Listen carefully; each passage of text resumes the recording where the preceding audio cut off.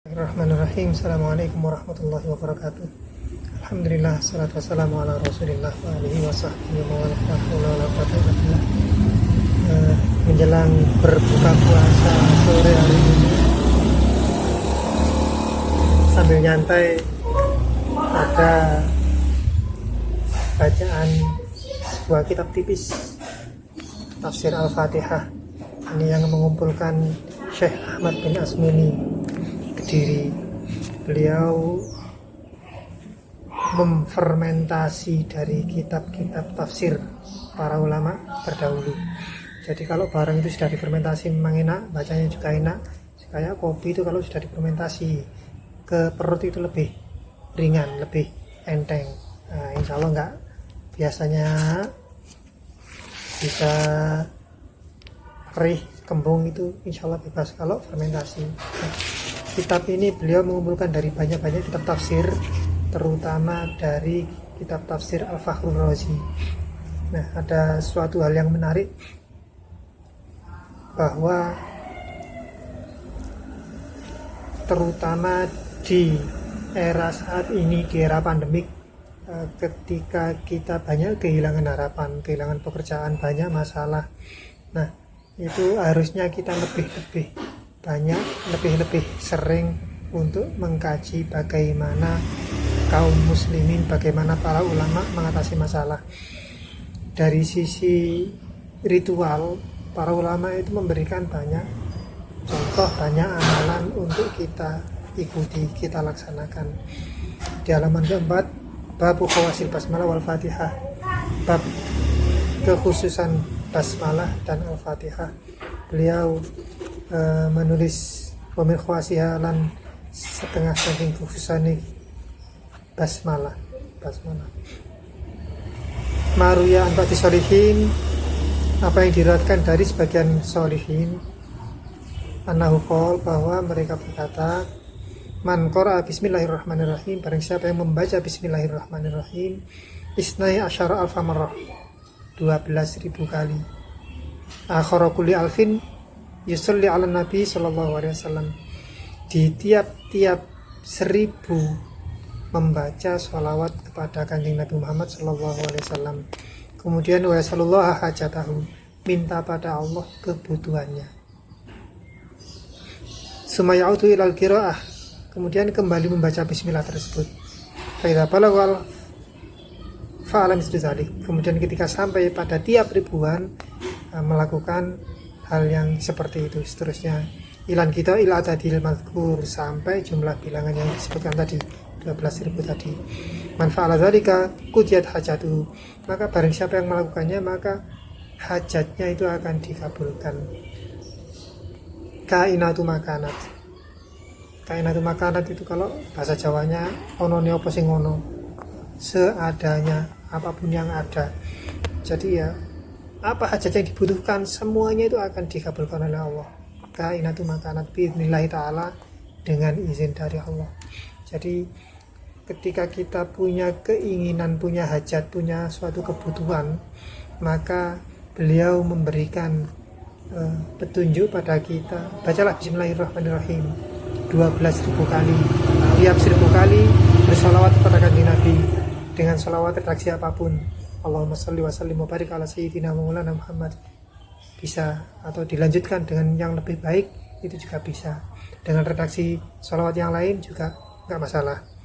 Dan kemudian minta pada Allah hajatnya. Ya Allah, lunasilah hutang saya, ya Allah, masna ya Allah, terserah. Nah, yang jelas ketika sampai 1000 mengulangi seperti itu sampai bilangan 12.000 kali. Nah, insya Allah hajatnya akan dikabulkan. 12.000 kali kok sangat banyak sekali, Bos. Apa mampu saya? Bismillahirrahmanirrahim. Kalau kita sungguh-sungguh, maka bilangan 12.000, bismillahirrahmanirrahim 12.000 kali itu sebenarnya juga nggak banyak. Jadi saya pernah waktu dulu masih kecil, masih usia sekolah SMP, itu pernah melakukan amalan baca Yasin 41 kali. Nah, satu kali duduk itu bisa kemudian ingin meningkatkan baca Yasin Fadilah. Yang dari pesantren mungkin banyak yang tahu baca Yasin Fadilah, pengennya 41 kali juga. Kemudian ketika bilangan itu masih belasan, 17 atau berapa itu, wah itu kayak semua itu kelihatan menghadap ke arah kiblat. Yang di belakang itu kayak ketahuan, sampai di loteng rumah itu ada apa itu kayak ketahuan. Nah, jadi takut enggak jadi 41 tapi 21. Nah, dulu amalan itu sudah banyak yang saya tinggalkan. Jadi pernah juga saya minta amalan dulu waktu ketika tahun 98 pas musim ninja. Itu saya menghadap Pak Yai Daspundi, saya ingin minta ijazah dari panjenengan kitab ini. Dulu namanya kitab Al-Kawakibul Lama'ah. Kitab Al-Kawakibul Lama'ah. Fi istighdari mulukil jinni fil waqti wasa'ah. Dalam hal menghadirkan mulukil jin, kerajaan jin, fil waqti wasa'ah, sewaktu-waktu dan seketika. Nah, terus kata Pak Kiai, itu buat apa itu nggak perlu bagi kamu, sudah ngaji aja. Akhirnya saya nggak jadi ngamalkan sing macam-macam tadi. Ya, alhamdulillah kalau seandainya saya dulu itu diberi jasa, mungkin saya sekarang jadi dukun. Nggak bisa ngaji malah jadi dukun. Alhamdulillah sama Pak Kiai saya nggak boleh, karena memang nggak perlu yang seperti itu. Jadi yang kita amalkan, yang kita mengerti, yang ada, yang semuanya dari Al-Quran atau semuanya dari Al-Hadis atau dari para ulama, doa-doa yang kita paham artinya, paham maknanya. Kalau ada satu teks, satu kalimat yang kita nggak paham artinya, nah maka jangan.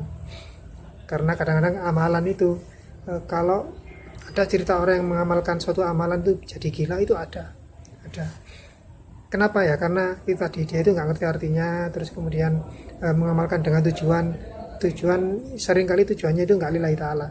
Nah, tapi karena suatu yang lain, dan juga barangkali dia itu melakukan suatu yang wahyu syar'i, nggak syariat, nggak sesuai dengan syarat, maka bisa kerasukan. Tapi kalau kita mengamalkan sesuatu yang masyru'at, sesuatu yang dari Al-Quran, kita ngerti artinya, maka insya Allah gak masalah, kita amalkan saja terus. Bismillah itu kita mesti tahu artinya, ya kita amalkan. Bagaimana cara mengamalkannya? Nah, kalau di pesantren itu pakai wasilah tawasul. Kita kirim Fatihah pada Kanjeng Nabi, para sahabat, para ulama, para salafus soleh, pada kedua orang tua, dan juga pada mu'alif kitab tersebut. Kita kirim Fatihah kepada mereka, kemudian baru kita mengamalkan, kita membaca. Kuat bisa 12.000, kalau nggak kuat ya sudah, nggak masalah. Tapi amalan yang paling baik itu adalah amalan yang kita bisa melakukannya terus-menerus walaupun sedikit. Amalan yang paling baik itu doa waktu sholat. Kita baca subhanallah, alhamdulillah, la ilaha illallah akbar masing-masing 33 kali. Itu amalan yang paling baik. Doa kita ucapkan setelah kita sholat, itu amalan yang paling baik. Jadi semoga kita bisa memetik hikmah, kita bisa mendapat manfaat dari para ulama salaf, dari Syekh Ahmad bin Ashmuni terutama, sehingga bisa bermanfaat bagi kehidupan kita fid dini wa dunya wal akhirah. Amin ya rabbal alamin.